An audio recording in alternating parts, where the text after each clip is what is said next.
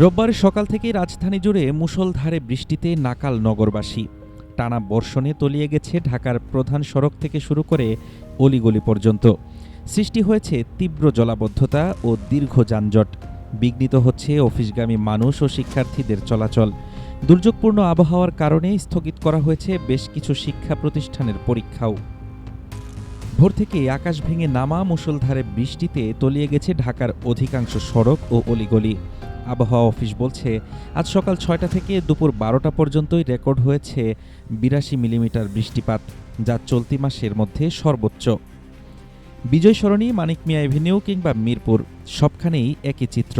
কোথাও কোথাও হাঁটুপানি জমে থমকে গেছে যানবাহনের চাকা।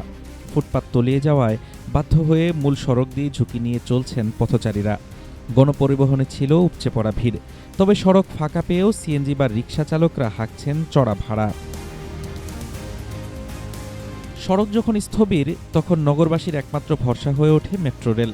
বৃষ্টির মাঝেও স্বাভাবিক ছিল ট্রেনের চলাচল, ফলে সচিবালয় ও মতিঝিল স্টেশনে লক্ষ্য করা গেছে কর্মজীবী মানুষের উপচে পড়া ভিড়। জলাবদ্ধতার সবচেয়ে বড় ধাক্কা লেগেছে রাজধানীর শিক্ষা প্রতিষ্ঠানগুলোতে।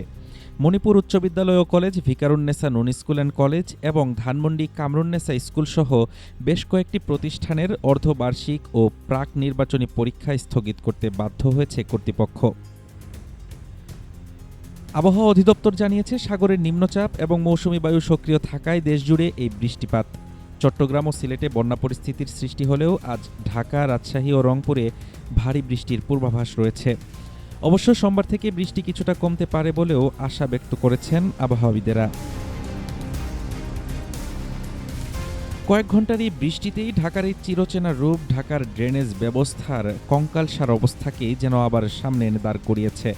আবহাওয়া অফিস সোমবার থেকে বৃষ্টি কমার আভাস দিলেও এই জমে থাকা পানি নামতে কতটা সময় লাগবে সেটাই এখন কোটি টাকার প্রশ্ন।